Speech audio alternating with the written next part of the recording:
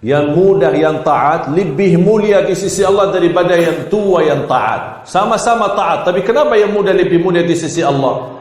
Karena dia mampu menghadapi tantangan hawa nafsunya, godaan, macam-macam fitnah, tapi dia tetap istiqamah. Kalau yang tua, apa yang mau digoda?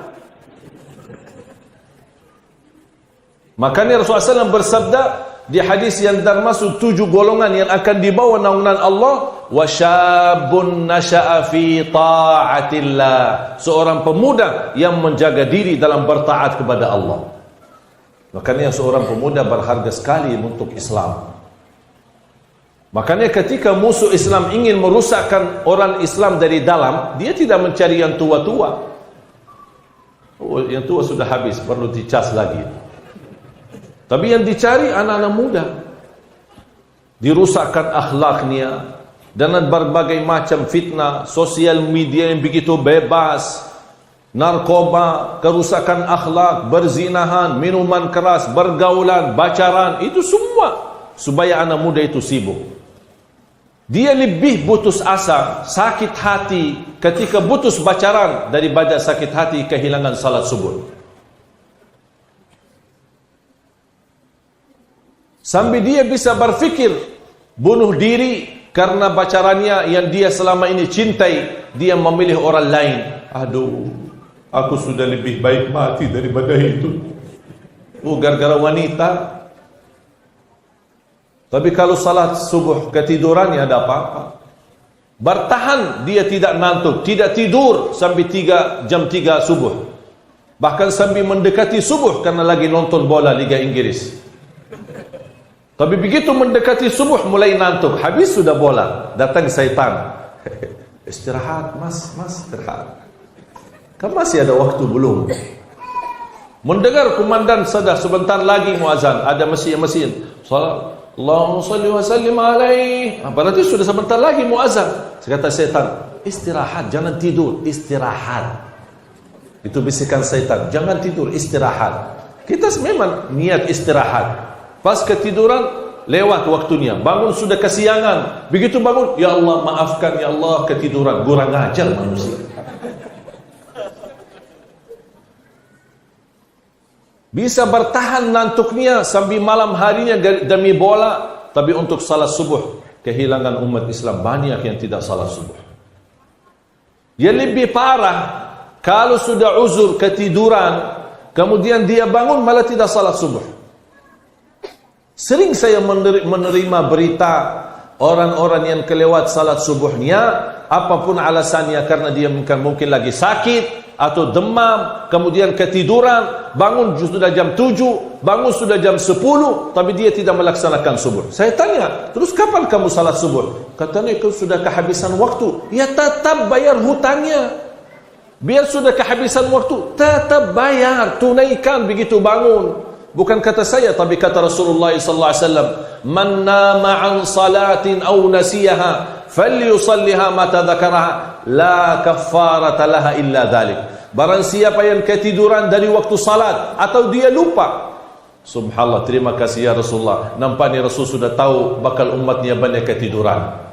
Makanya sudah diberitahu jalan keluarnya. Seandainya ketiduran, kehabisan waktu, tunaikan ketika bangun walaupun sudah siang hari. Tetap wajib ganti. Kata Rasulullah SAW, tidak ada kafarah yang lain. Jangan-jangan berharap datang seorang habib atau kepada seorang syekh. Kemarin saya sudah berapa kali saya tidak salat. Tolong habib, salatkan ya, ganti. Untuk ini supaya anak kemarin tidak salat. Boleh enggak habib yang salat? Pasti habib menjawab, oh kalau soal salat anak ganti antum tidak bisa. Tapi kalau mau disalati bisa.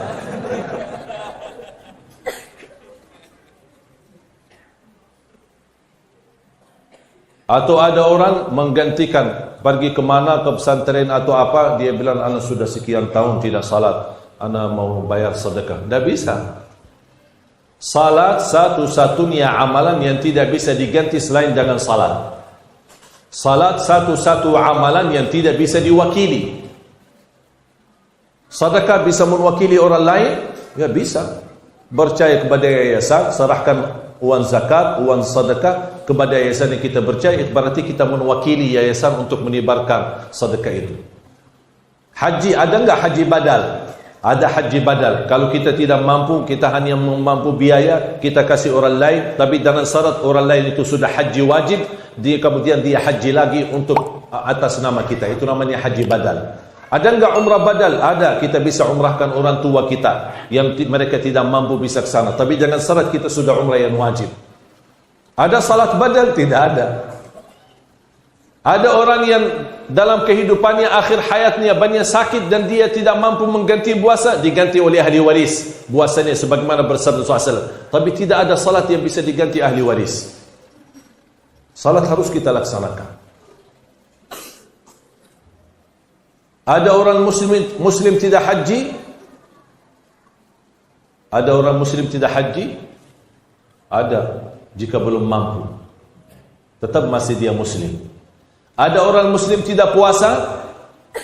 Ada, ketika dia berjalanan jauh, musafir atau sakit. Ada orang muslim tidak zakat? Padahal ini semua rukun Islam kan? Ada orang muslim tidak zakat? Ada, karena dia penerima zakat. Orang miskin tidak bisa zakat. Ada orang muslim tidak salat? Semestinya tidak ada. Kenapa? Karena salat tiang agama. Kapan boleh tidak salat? Kalau terjadi dua hal. Satu, murtad. Murtad, keluar dari Islam, sudah tidak ada kewajiban salat. Yang kedua, paham gak ya?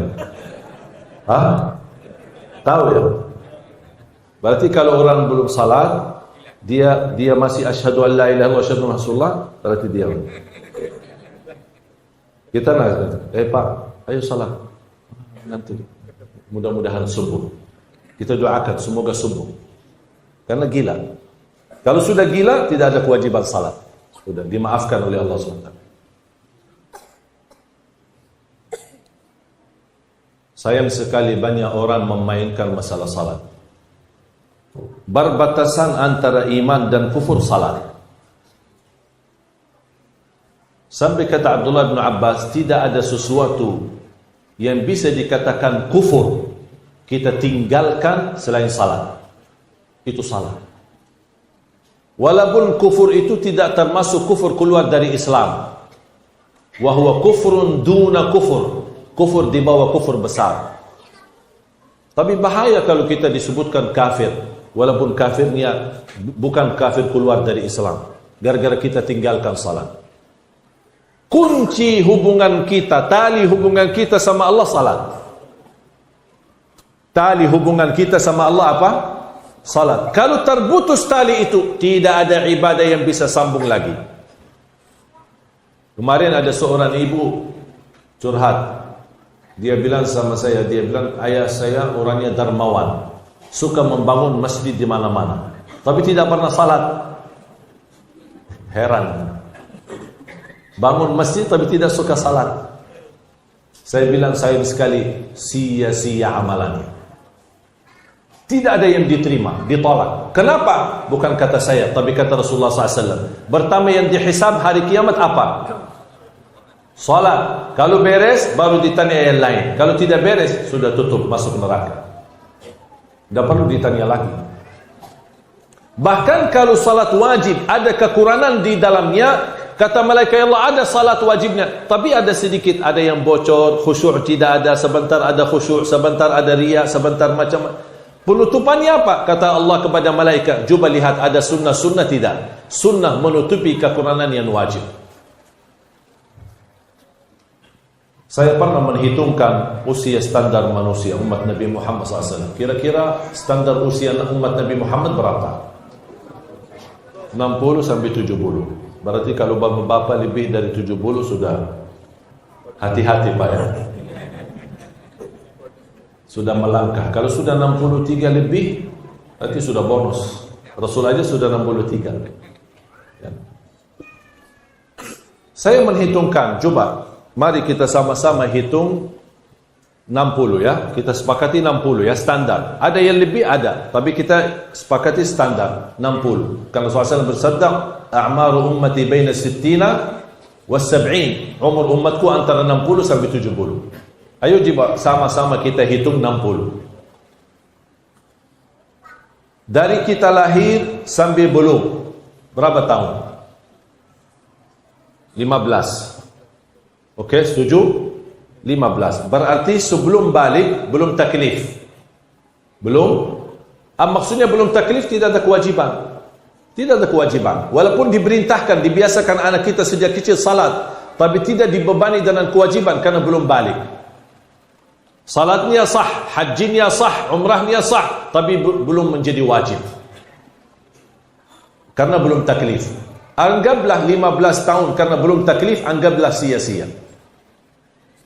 Faham? Sudah potong 15 dari 60. Berapa sisa? Berapa? 45. Berapa jam tidur sehari? Hah? 8? Setuju 8? Ya, kita bicara standar. Ada yang 4 jam, ada yang 6 jam, tapi ada yang Masya Allah 20 jam tidur.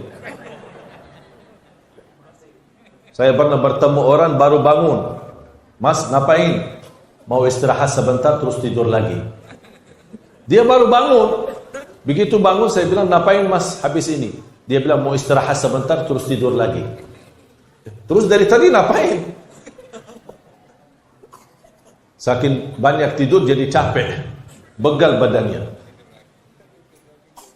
Kalau kita sepakati standar 8 jam.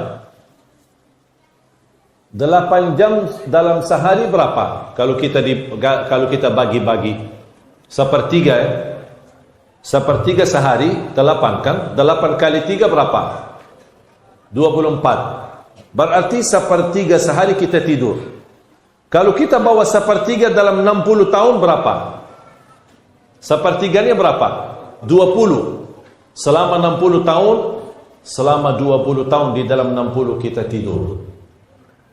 Subhanallah, bapak ibu tidur 20 tahun.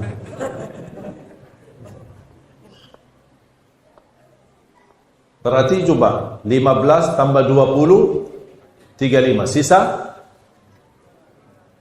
Sisa 25. Mencari nafkah, urusan keluarga, kerja berapa jam? 8.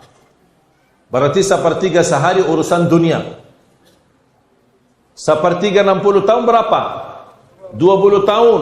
20 tahun urus dunia dan masih stres. 20 tahun urus dunia belum bisa kaya.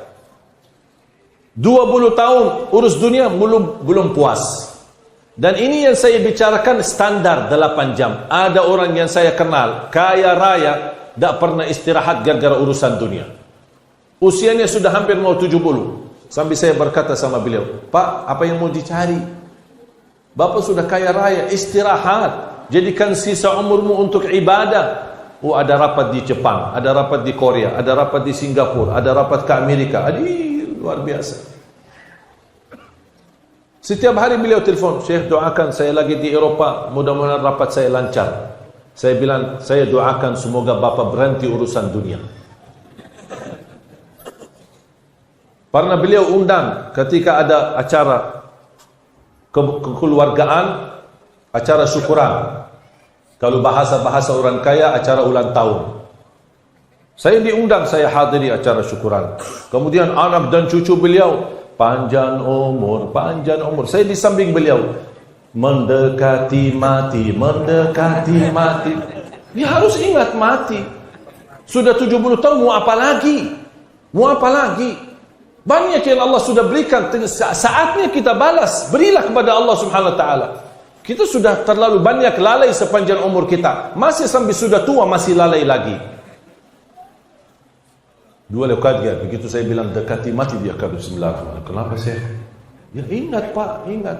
Ini semua pasti mati. Apalagi sudah 70, mau tunggu apa lagi?